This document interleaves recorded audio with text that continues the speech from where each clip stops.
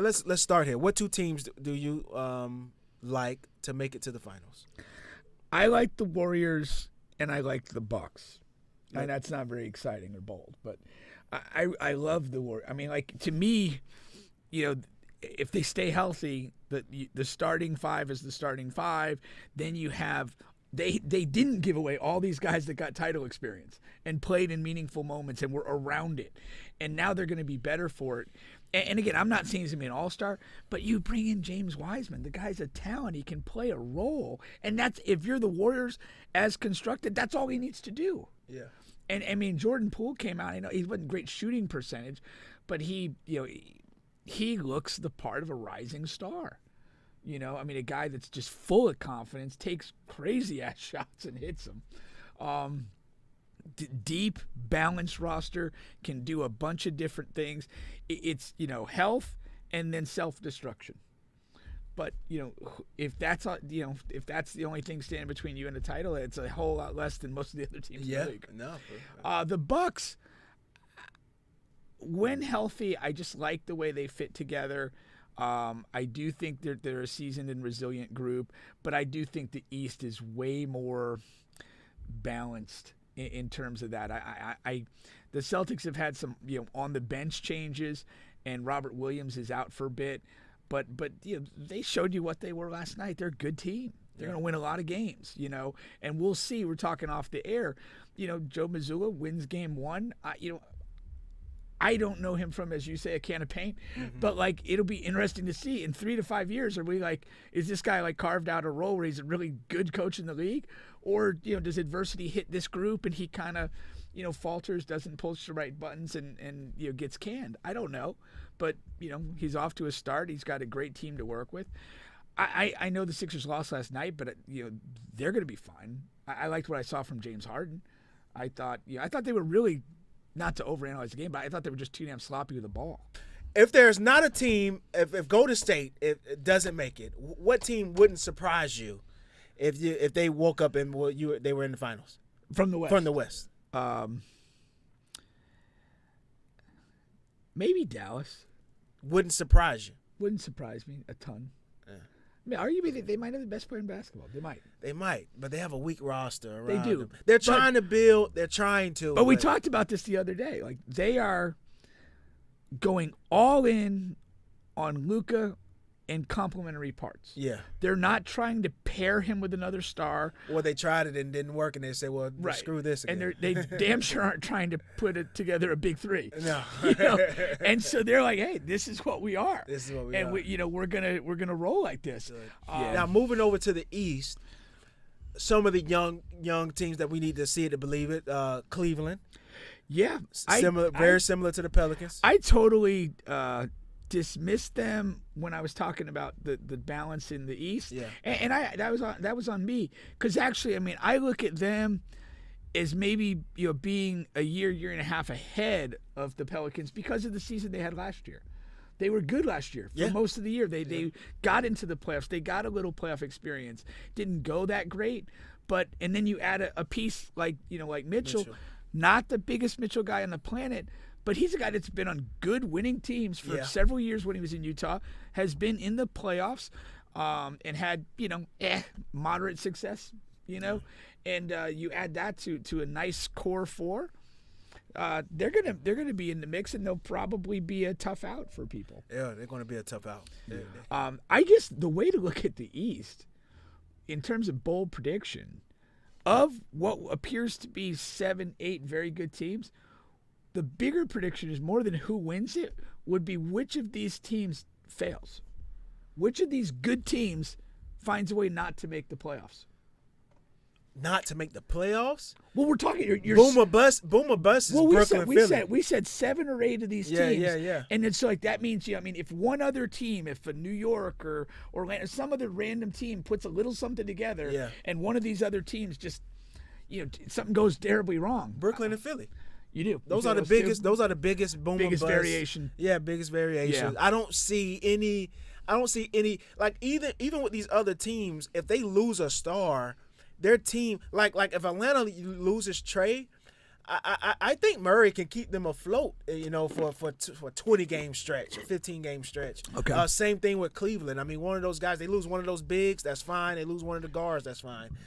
But with Philly and Brooklyn, first of all, you have a big injury history with both of these teams. True. With Durant, Embiid, and the rest of those guys. Kyrie. And you got Kyrie's the biggest mystery in sports.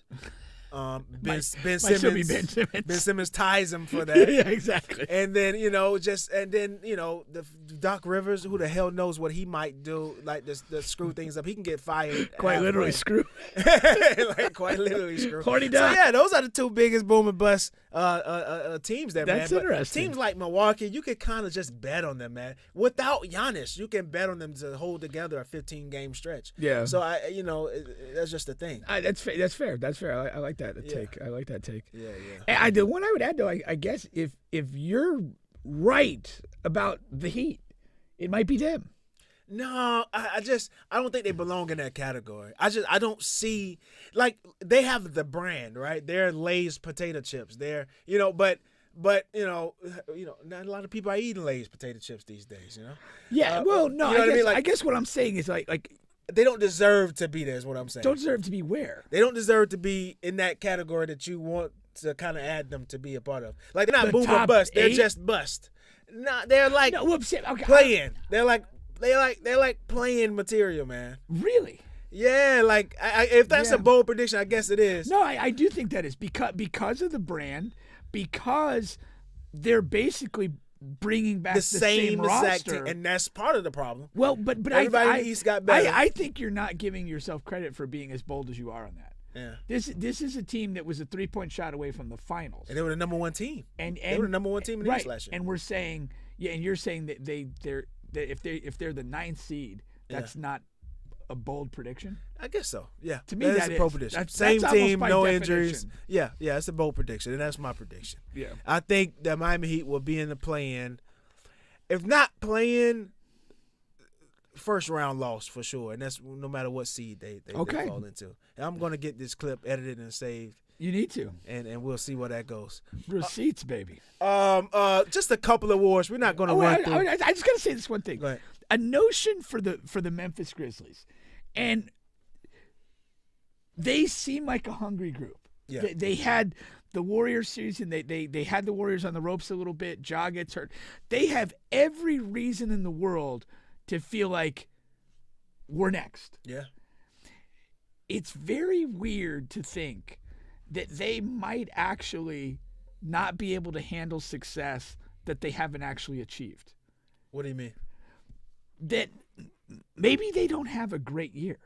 Maybe they're like a 5 to 8 seed.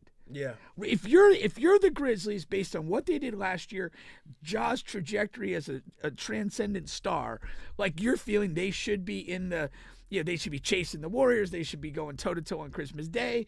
They should be that team. We got a chip on our shoulder. We want what's ours, and they should to me, no worse than the 3 seed. But if somehow I don't know, maybe they kind of feel like they skip steps. Yeah. And they end up like 5 to 8. I think that would be very interesting. And I'm curious. And when I say they haven't actually won a title, they haven't actually achieved anything, but did the amount of success that they had last year somehow fuck them up? Yeah, maybe they shot their load too early, and that happens They wouldn't with be the young guys. first. That happens with young guys. You gotta learn. They need some seasoning. They need a season to learn from their mistakes, because right now, I mean, they're just ahead of the curve. And you're right, they could. I'm going to to make that my bold Make prediction. that your bold prediction. That the Grizzlies don't meet expectations and end up between 5 and 8 in the West. That's bold. That is a bold prediction. I'll tell you, got the Heat out of the playoffs. I'll go there. Not playing. I mean, I said playing. Well, I guess it is tough. The play-in changes it. Yeah, 'Cause, that's 7 through 9. 7 to 10. That's 7 through 10. Yeah. 7 through 10. So it does change that quite a bit. Yeah. Like in the old days, it was 8 or bust. Yeah, Now it was 8 or the bust. extra 2 spots. You're Yeah, like, okay, yeah, something could happen. So yeah, that's it. Memphis, okay, and then I like that. So all right, just a couple awards here. Let's start off with Rookie of the Year. We know a couple of those rookies. We have one in Orlando here. Yeah. We know it ain't going to be Chet. I'm going to go with the guy that I think has the highest ceiling, and I'm going to go with Jaden Ivey. Whoa, that is nice. That is nice. Who do you got? I'm gonna go with the Rockets guy, man. Oh no, Huh? no, not at all. No, not at all. No, not at all. You're not a fan. No, I'm not. I think he's a very limited guy. Not terrible, but and I also think he's on a bad team. What's his last name again? Jabari Smith. Jabari Smith. Yeah, and I don't think his team is going to be good. And dude, I mean, like he's playing with Kevin Porter Jr. and Jalen Green. I mean, Those two prospects. motherfuckers are going to cast up so many shots. I mean, I'll say this: Smith's value. He's a very nice shooter. He's a 3D guy. My problem is like that might be the worst team. Yeah. To be on, because two young dudes that feel like they can do anything and have a lot of talent. Yeah. They're not going to be like setting dudes up to shoot open threes. Yeah. The ball's not going to swing around like it needs to for him to flourish. Him and Poole need to like switch spots. Yeah, could be. Yeah. Him and Jordan Poole. No, I think like I really think that like he's just not on the right team, and it's not purely a function of his talent, but and Porter and Green are talented, but they're kind of young and they're kind of wild. And I love that analysis. I really do. Yeah. But I'm gonna stick to the guns. Okay. Because you're a coach of the year. Coach of the year. You know how it goes. It's mostly the best teams, or the best storyline. My gut is telling me it's adversity. usually the best storyline. Yeah, adversity or and something. that's going to be tough. Let me paint it with a couple of options here. Go ahead. You have the new Boston coach. What if he leads the Boston to 1 or 2 seed? Oh, 100%. You know what Yeah, I mean? if Boston's a top 1 or 2 seed, he's going to be the coach of the year. Yeah. Just again, based on a thin resume, based Steve on Nash. the drama. What if Brooklyn carves together? I know they have a lot of talent. He has a chance. But he's been marred as a bad coach. Yeah, so. he has a chance. If they have most improved coach, he might be a better candidate. I just think that I don't think he's going to get credit either way. I think the narrative's not going to give him credit. Yeah. I think the dynamic he's already had with KD and Kyrie, like there hasn't been overwhelming respect. And if they actually do well, it's going to be because those guys got their shit together and started playing. No, I think he'll be undersold. I can't take any Ben Simmons credit. So I left him out of that discussion. Nah, but yeah. You know what? I'll go with this. I don't necessarily think it's going to happen, but I think if the Clippers have a year, Ty Lue would be the guy. If the Clippers have themselves a year, they're in the top 2 or 3 seeds in the West. Kawhi stays healthy. Paul George is healthy. John Wall gives him something. That'll be a nice, pleasant story.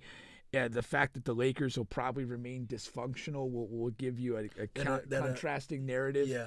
And I think that could be the thing. And I'll go with Boston coach. I'll go with Boston head coach there. Lastly, MVP.